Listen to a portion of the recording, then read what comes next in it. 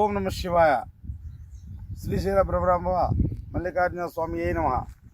మనము కండుడగా చెట్టు గురించి చెప్పుకుంటున్నాము. అదేవిధంగా ఇప్పుడు ఆకుల గురించి కొన్ని వివరించాము.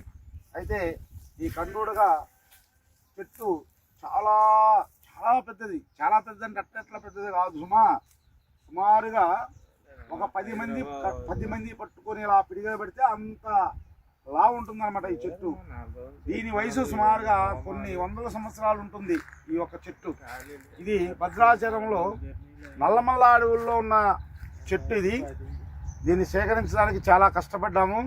అయితే ఈరోజు బ్రహ్మరాంబ మల్లికార్జున స్వామివారి శ్రీశైల బ్రహ్మరాంబ మల్లికార్జున స్వామివారి అనుగ్రహం వల్ల మాకు ఈ యొక్క చెట్టు మాకు దర్శనమిచ్చింది. అయితే ఈ చెట్టు గొప్పతనం అందరికీ తెలియపరచాలని ఒక దృఢమైన సంకల్పంతో మేము ఇక్కడికి వచ్చి ఈ చెట్టు గురించి వివరాలు సేకరించడం జరుగుతుందన్నమాట.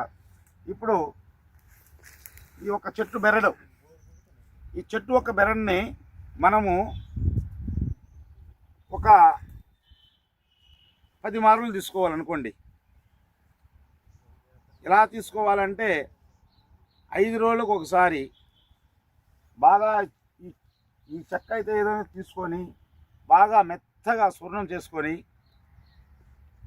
3 రోజులు లేదా 4 రోజులకు ఒకసారి తీసుకోవడం వల్ల మనిషికి ఉన్న ఉబ్బు రోగం తగ్గుతుంది. ఫస్ట్ ఉబ్బు రోగం తగ్గుతుంది. ఇంకొక విషయం ఏంటంటే వెయిట్ లాస్ అవుతారు చాలామంది వెయిట్ లాస్కి ఎన్నో లక్షలు ఖర్చు పెడుతున్నారు. మనం చూస్తూనే ఉన్నాము. ఇలాంటి మహావృక్షాలని మనం సాధించాలంటే పూర్వజన్మలో ఏదో అదృష్టం చేసి ఉండాలి. శ్రీశైల బ్రహ్మరాంబ మల్లికార్జున స్వామి వారి అనుగ్రహంతో మేము వారం రోజులు అడిగితే ఈరోజు మాకు అగపడింది. చాలా నమస్కారాలు తెలియపరుచుకుంటాము. అయితే ఈ యొక్క చూర్ణం ఎలా తీసుకోవాలి అంటే ఆవు పాలు ఒక గిద్దెడ పరిమాణంగా తీసుకొని ఆవు పాలలో ఈ యొక్క చూర్ణాన్ని బాగా మంచిగా కలుపుకొని తాగాలి. తాగినాక 3 రోజులు తర్వాత మళ్ళీ తాగాలి. ఈ యొక్క 10 మార్లు కన్నా తాగినట్లయితే వారు వెయిట్ లాస్ అవుతారు. ఉబ్బు రోగం రాదు, కాళ్ళు చేతులు గుంజటం ఉండదు, మంచిగా ప్రశాంతంగా ఆరోగ్యంగా ఉంటారు.